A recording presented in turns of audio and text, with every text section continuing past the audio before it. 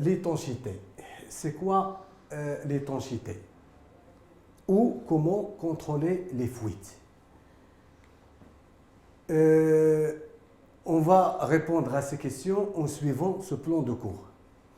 Introduction et classification de l'étanchéité, étanchéité plane, étanchéité cylindrique, étanchéité statique, étanchéité dynamique de rotation et étanchéité dynamique de translation.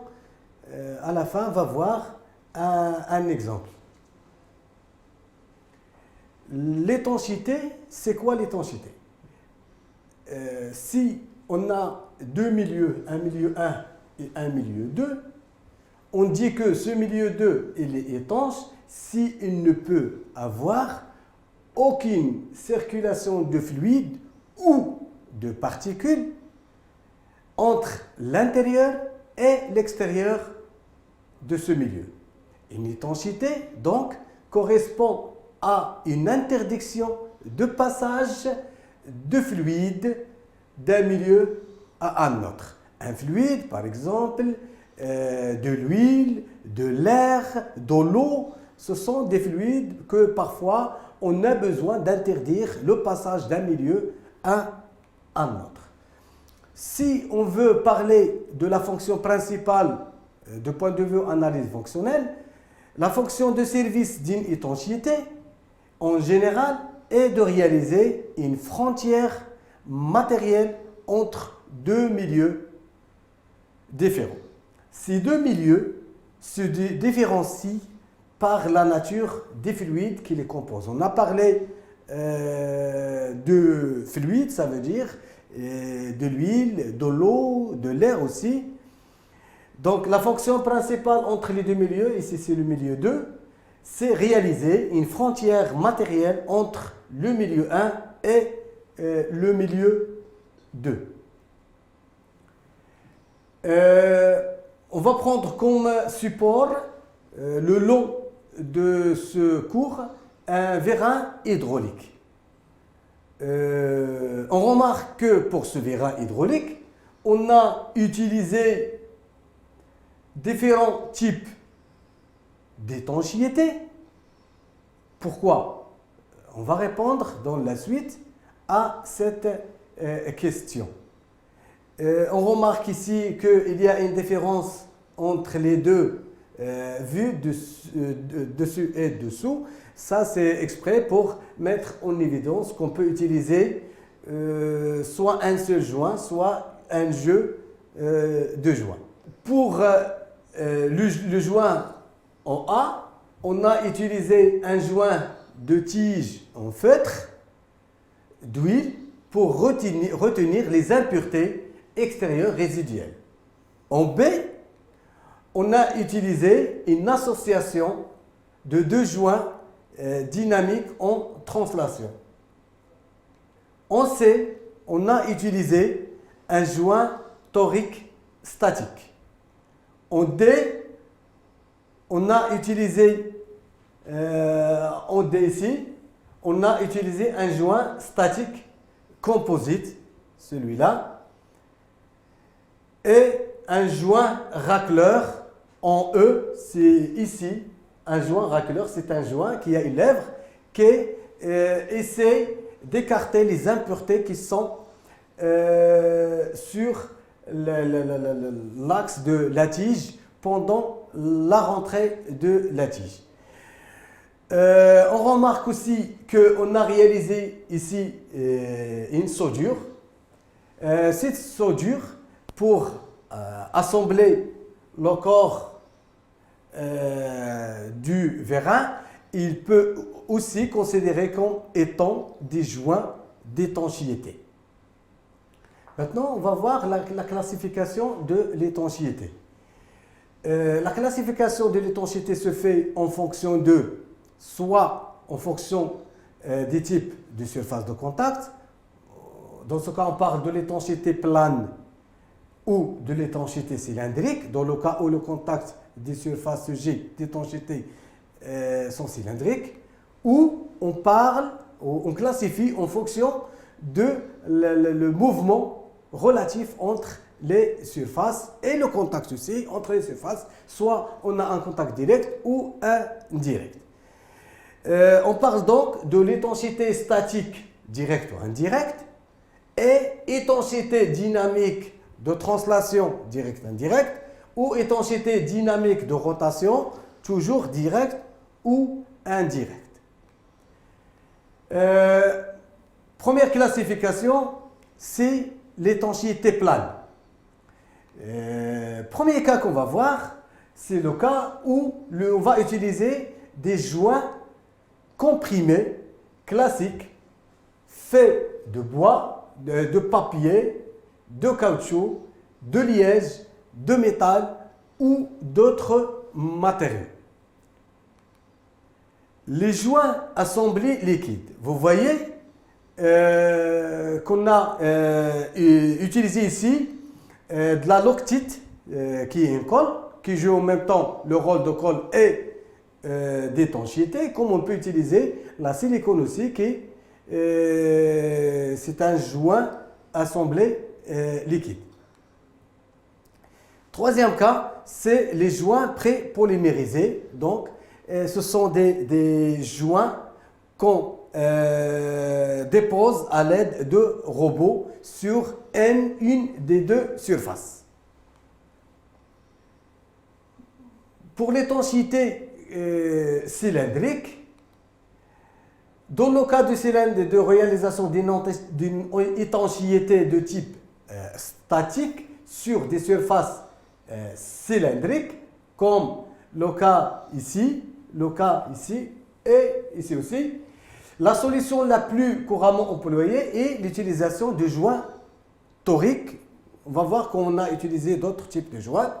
C'est un joint torique. En 2, c'est aussi un joint torique avec des pièces métalliques pour rigidifier ce joint et éviter l'écrasement ou la sortie du joint entre ces deux parties. 3, c'est un joint en feutre, le joint feutre. 4, c'est un joint à lèvres. Et 5, c'est un joint racleur. Ce sont des joints qu'on peut utiliser dans le cas d'étanchéité cylindrique. Maintenant, on passe au deuxième classement, c'est statique dynamique. On commence par l'étanchéité statique. L'étanchéité statique directe, ça veut dire que sans joint, seulement par contact direct des surfaces. Le premier cas qu'on va voir, c'est un cas de contact à sous-niveau, contact plan. Vous voyez que entre le milieu et le milieu, on va voir qu'il y a une étanchéité. Contact sphère-cône aussi, ça peut jouer le rôle d'étanchéité. Contact cône fileté et cylindre fileté aussi, c'est une étanchéité directe. Contact cône, c'est ici, vous voyez. Donc, on peut réaliser la étanchéité statique directe par contact des différentes surfaces. Mais il faut faire attention que dans ce cas, on est obligé d'avoir un bon état de surface. On exige un état de surface de rugosité inférieur à 0,8 micromètres. Exemple, filetage à gaz ou vis de purge. Vous voyez qu'il y a une étanchéité statique à travers deux surfaces à contact direct. Donc, utiliser un contact direct pour des produits corrosifs, si on utilise des joints, il y a risque de détérioration de ces joints Aussi, on peut l'utiliser pour des produits chauds et des fortes pressions. Donc, ce sont les cas où on peut utiliser une étanchéité statique directe. On passe maintenant à l'étanchéité statique directe d'une autre manière. C'est la soudure aussi, il joue le rôle de étanchéité. Dans le cas du vérin qu'on a vu auparavant, ce cordon de soudure, il joue le rôle d'un assemblage rigide et en même temps, il assure l'étanchéité statique directe. Maintenant, on passe à l'étanchéité statique indirecte. Ça veut dire qu'on va interposer un élément tierce que les deux surfaces pour assurer cette barrière qui empêche le passage du liquide d'un milieu à un autre. C'est l'utilisation des joints. L'étanchéité statique est comparable à l'étanchéité absolue, ça veut dire l'étanchéité directe, statique, mais les solutions employées pour indirect, il est moins onéreuse, ça veut dire pour avoir, dans le cas où on n'a pas des conditions de fonctionnement sévères, il est préférable d'utiliser d'étanchéité indirecte parce que c'est moins coûteuse, parce que ces joints d'étanchéité, il existe dans l'industrie, dans le commerce qu'on peut acheter avec un coût qui est vraiment raisonnable. Donc, dans le cas de joints à contact radial, vous voyez que l'utilisation de joints toriques, ça permet d'assurer cette étanchéité. Donc, les joints toriques, il y a les joints toriques spéciaux qui sont adoptés ou adaptés à chaque type de surface. Il y a les joints toriques standards et il y a ce qu'on appelle le joint à lobe. Vous voyez que ce joint, il a 4 lobes.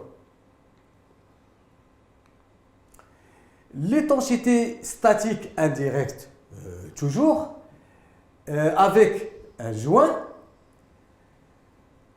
Le joint à contact axial maintenant, on peut utiliser des joints plats, des joints toujours toriques, axial, et l'utilisation de joints toriques pour une étanchéité axiale et aussi radiale. Ici, un exemple de joint, il y a des joints plats et des joints toriques spécifiques pour adapter aux formes des pièces support de la fonction étanchéité. L'étanchéité statique indirecte, il y a aussi d'autres solutions. Il y a les joints métallo-plastiques, ça veut dire qu'un joint il est réalisé par une combinaison et ou association de deux métals, ça veut dire deux matériaux, le métal et le plastique. On rencontre ce type de joint dans les moteurs à combustion interne, les moteurs de voiture. Le moteur de voiture il est composé d'un bloc cylindre et d'une partie supérieure qui est la culasse. Ce joint il permet d'assurer l'étanchéité entre les deux blocs. Ce joint il supporte une forte pression, une forte température, ça veut dire des conditions de fonctionnement qui sont vraiment difficiles. Un exemple de l'utilisation de joints pour l'étanchéité statique, il Il n'y a pas de mouvement relatif entre les pièces. Ça veut dire on est dans le cas de étanchéité statique. On utilise ici un joint torique. Et ici, on a utilisé un joint torique. Dans l'exemple précédent, on a vu qu'on a réalisé cette étanchéité par de la soudure. C'est la même fonction, mais dans ce cas, on a une solution qui est démontable, mais dans le premier cas, la solution par soudage, c'est une solution qui est permanente, qui n'est pas démontable. On passe maintenant à l'étanchéité dynamique. L'étanchéité dynamique directe, ça veut dire qu'on va assurer cette étanchéité sans interposition d'éléments, troisième élément, entre les deux surfaces. La première solution, c'est créer un labyrinthe compliquant la trajectoire. Vous voyez que on va créer un labyrinthe pour rempli de graisse pour éviter le passage de la poussière du milieu 1 au milieu 2. Ici, on va parler d'étanchéité axiale. Cette solution, on l'appelle une étanchéité par chicane axiale. Il y a aussi la même solution, mais dans le cas où le contact entre les surfaces est un contact radial. Vous voyez ici la forme de le labyrinthe qui permet d'empêcher la poussière de pénétrer à l'intérieur de ce milieu. On utilise cette solution dans le cas où il n'y a pas une grande différence de pression entre les deux milieux.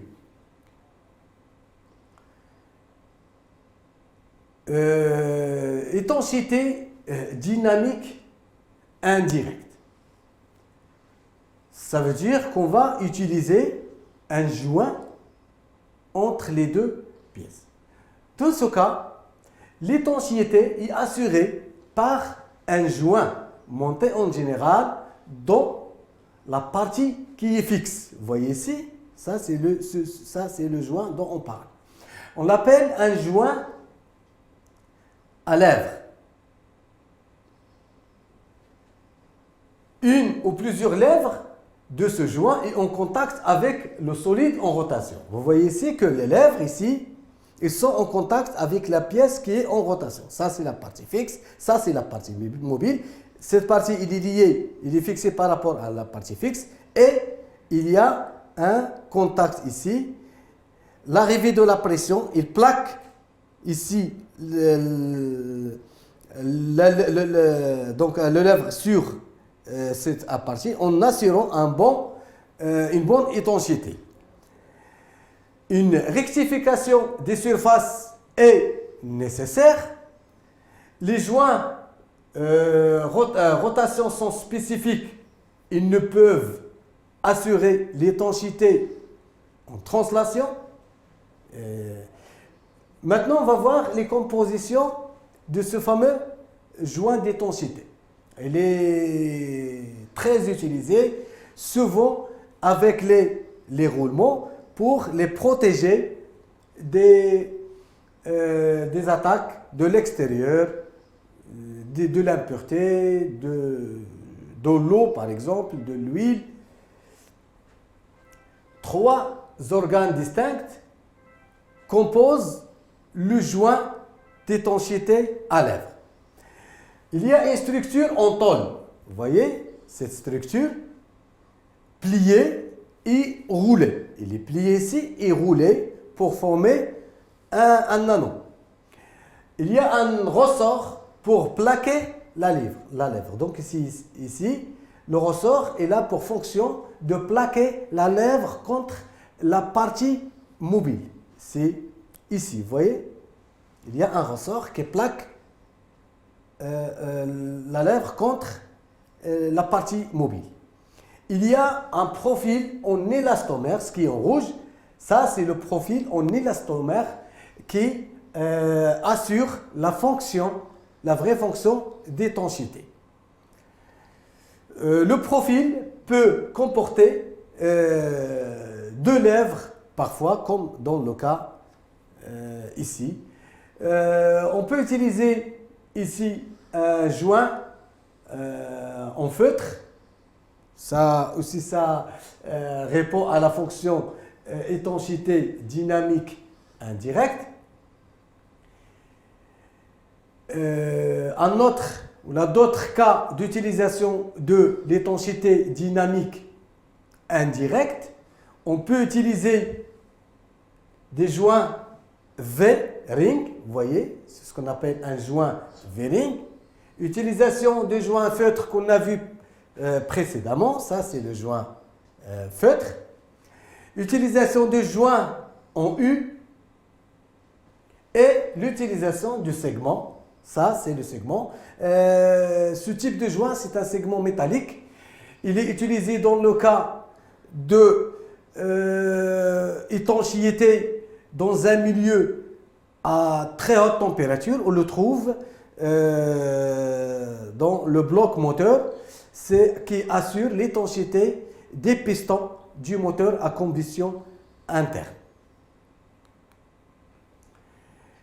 Et il y a aussi le cas où il y a un mouvement de translation relatif entre les deux pièces.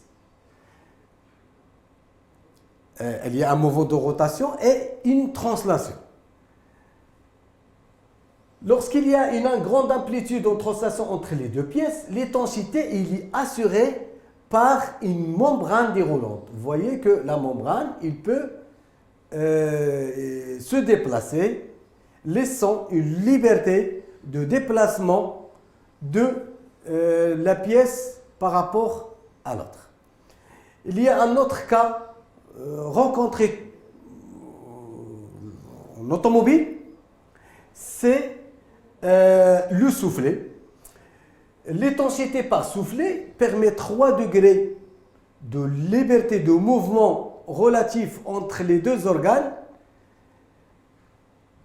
Il existe en version métallique aussi. Donc ces 3 mouvements sont les deux rotations et une translation. Ça c'est pour le rencontre pour les joints de cardan des voitures. C'est l'étanchéité qui est utilisée pour les joints de cardan des voitures. Un exemple sous forme d'exercice. On va essayer de compléter ce tableau à partir de cette solution ou de ces solutions qu'on voit ici. Cette solution, on a un arbre animé d'un mouvement de rotation par rapport à un bâti. La pièce 1 joue le rôle de guidage en rotation de palier, de même que la pièce 3. La pièce 4, c'est l'arbre qui est animé de mouvement de rotation. La pièce 5, c'est un joint d'étanchéité. La pièce 6 aussi, c'est un joint d'étanchéité, c'est un joint torique. La pièce 5, c'est un joint à 2 lèvres. La pièce 8, c'est ce qu'on appelle l'étanchéité par chicane. Et il y a finalement la pièce 7 qui est un joint plat qui assure l'étanchéité à travers ces deux surfaces planes. Pour remplir ce tableau, le repère 5. 5, c'est quoi? C'est un joint à 2 lèvres. il assure l'étanchéité statique ou l'étanchéité dynamique. Est-ce qu'il y a un mouvement relatif entre l'arbre et le palier? Oui. Donc, on parle de étanchéité dynamique. Entre quelles pièces? C'est entre la pièce 4 et la pièce 1. On passe maintenant à la pièce 6. C'est quoi? C'est un joint torique, statique ou dynamique. La pièce, ici, les deux pièces, ils sont immobiles l'une par rapport à l'autre. Donc, automatiquement, c'est de l'étanchéité statique. Entre quelle pièce et quelle pièce? C'est entre la pièce 1 et la pièce 2. D'accord? Maintenant, on passe à la pièce repère 7. C'est quoi? C'est un joint plat, statique ou dynamique. Entre la pièce 2 et la pièce 3, il n'y a pas de mouvement relatif. Ça veut dire qu'on parle de l'étanchéité statique aussi. Entre les pièces 2 et la pièce 3. Le dernier cas, c'est le repère 8. On parle de quel type de joint? C'est chécane. Ça veut dire que c'est une étanchéité dynamique directe. D'accord? Entre quelle pièce et quelle pièce? Entre la pièce 3 et la pièce 4, qui est l'arbre. D'accord? Comme ça, on finit le cours d'aujourd'hui et on vous remercie pour votre attention.